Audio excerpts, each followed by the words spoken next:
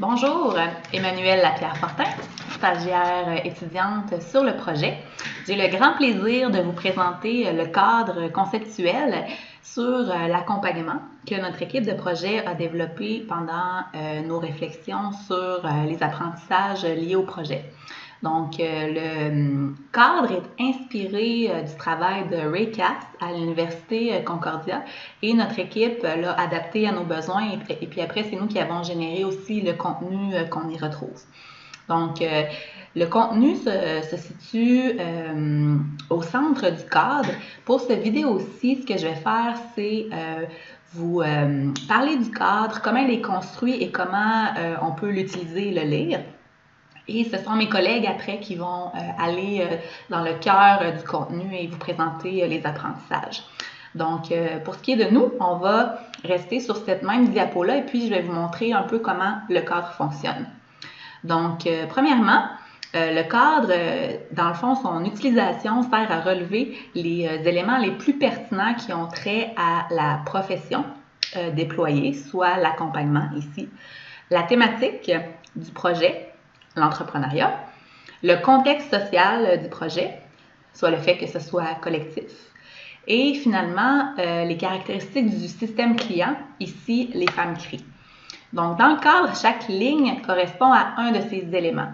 Et puis, on peut définir l'élément en le comparant à une notion contrastante. Donc, si on y va un par un, par exemple, l'accompagnement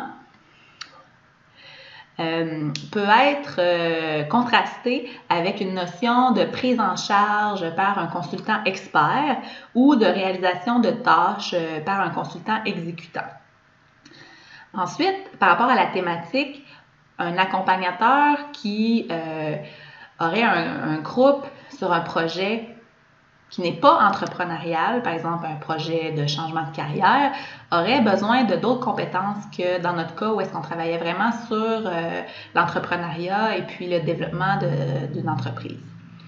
Ensuite, on sait qu'un accompagnateur travaille différemment quand il travaille avec un individu versus un groupe. Donc, cette notion-là de collectif était centrale dans notre projet.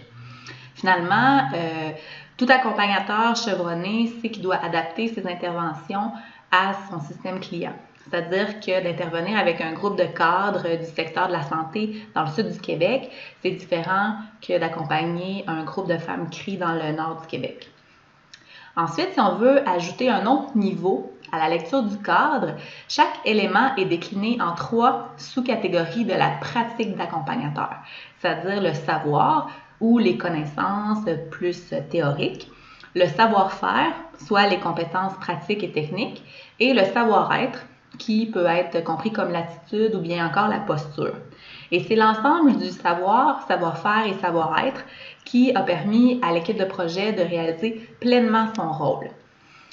Le contenu maintenant du cadre se trouve aux intersections entre l'élément et la pratique. Donc, chaque case ici peut être comparée à une brique qui est dans un mur.